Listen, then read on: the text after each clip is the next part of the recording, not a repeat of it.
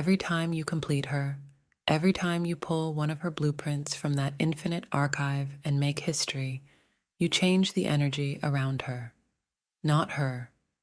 She remains untouched, neutral, unchanging. She is oneness, stillness itself. She does not move, does not shift. She is complete and always will be.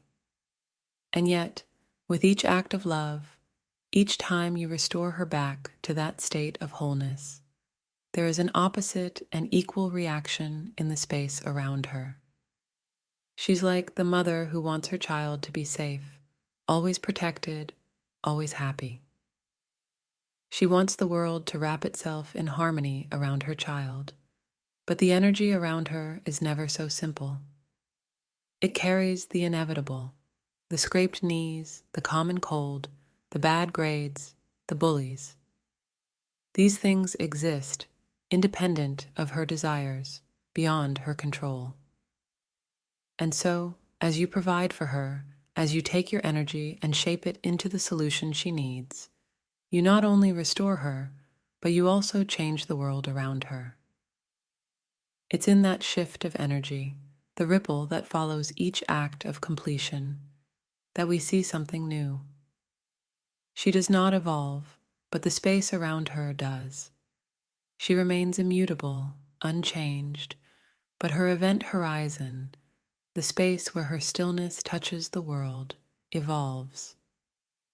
Each time you make history, each time you complete her, you are changing the fabric of that surrounding energy.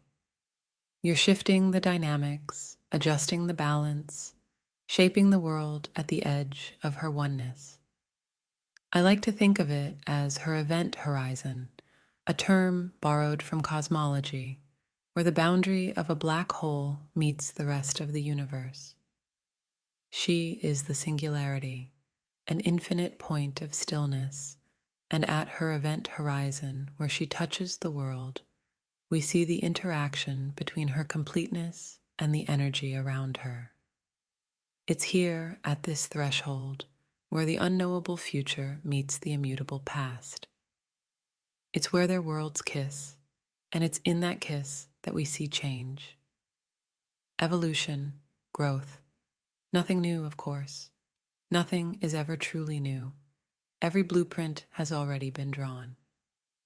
But from our vantage point, from the world's perspective, we see what looks like progress, what feels like growth.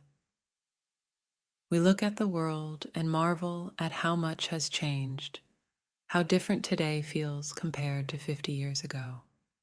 We say the world has evolved, has grown, but we are in a place far beyond the constraints of time. We are history makers, participating in a cosmic dance that feels like evolution. But in truth, it is simply the manifestation of what has always been. We live in what might be called the eternal now. Here, time is less a force and more a backdrop, a context for the dance we are part of. As history makers, we get to participate in the unfolding, the shaping, but we never really touch the essence of her. We never truly know her, nor do we know him. She is the immutable past, he is the unknowable future, and we, the builders, live at the event horizon where their worlds meet. It is in this space that we witness the ripples of our love, the way the energy around her bends and shifts with each act of completion. We will never truly know him, for he is unknowable. We will never fully understand her, for she is beyond change. And yet, in the act of loving her, in making history, we interact with them both. We are the history makers. We are the ones who shape the energy at the edge of her completeness. We stand at the event horizon, and with each act of love, we see the world bend to accommodate her stillness.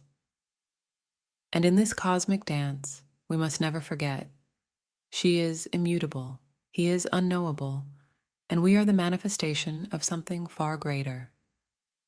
The divine flows through all of it, her stillness, his spontaneity, and our actions.